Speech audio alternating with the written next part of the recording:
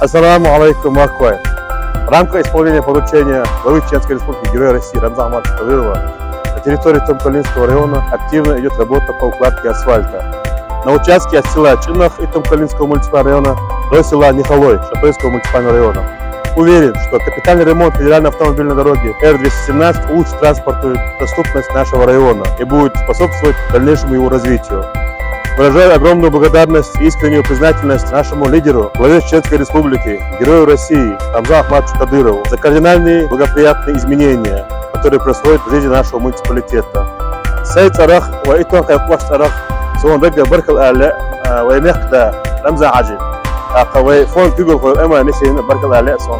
Да Шир Абдул Ашнал Дасил Охрайванан, да Саабдуэльшо, да Алс Дуэльшо.